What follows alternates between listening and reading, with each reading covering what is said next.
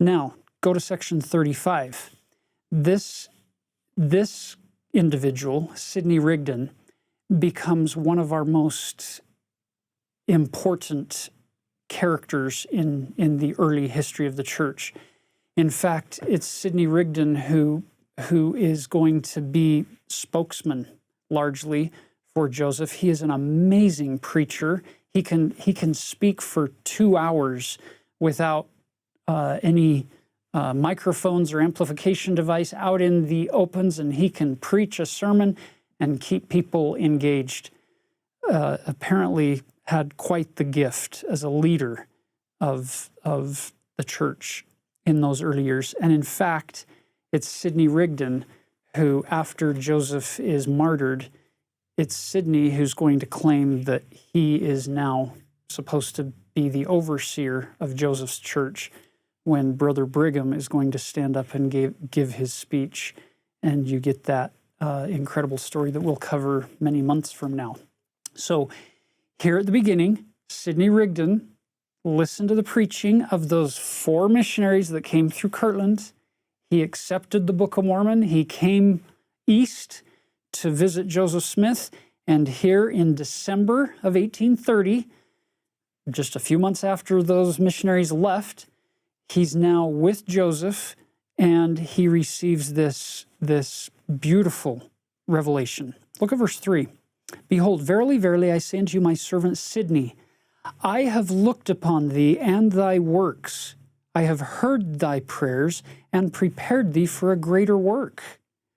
Thou art blessed, for thou shalt do great things. Behold, thou wast sent forth even as John to prepare the way before me and before Elijah which should come, and thou knewest it not.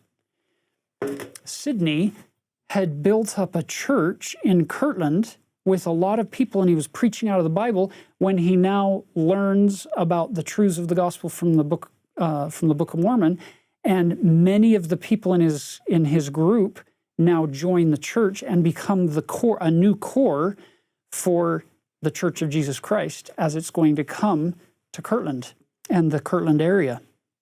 And he was a forerunner like John the Baptist or like Elijah, and God's telling him, you didn't know that I was doing all of that for you. All that success you were having wasn't for that particular organization. It was to prepare the way for what you're now going to do.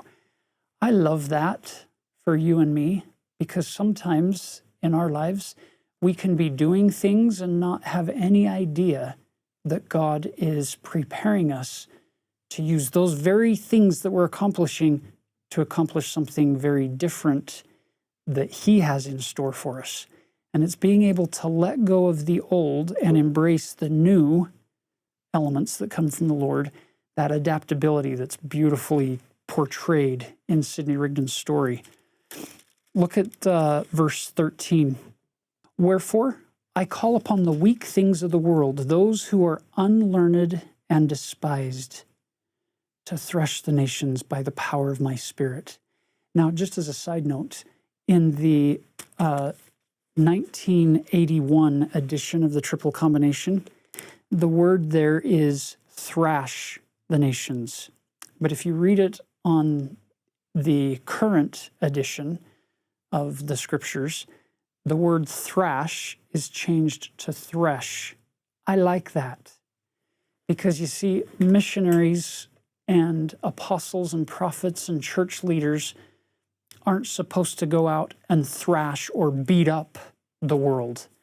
We're back to the analogy of farming. To thresh the world is to gather Israel, to gather in the tribes safely into the house of Israel again. So it's a beautiful adjustment that was made that fits more what our missionaries and our leaders and parents do on a daily basis. Look at verse 15. And the poor and the meek shall have the gospel preached unto them, and they shall be looking forth for the time of my coming, for it is nigh at hand. And then verse 17, I have sent forth the fullness of my gospel by the hand of my servant Joseph, and in weakness have I blessed him. Notice the pronouns, my servant Joseph. In weakness have I blessed him. That should give every one of us hope that as God calls us to certain things, it's God who will help us. What's the phrase that President Monson used to say all the time? Whom the Lord calls, the Lord qualifies. And that doesn't have to just apply to church callings, brothers and sisters. That can apply to being called to pass through anything in this life, whether it be a blessing or a trial or a tribulation or a struggle or a physical, mental, emotional setback or a loss.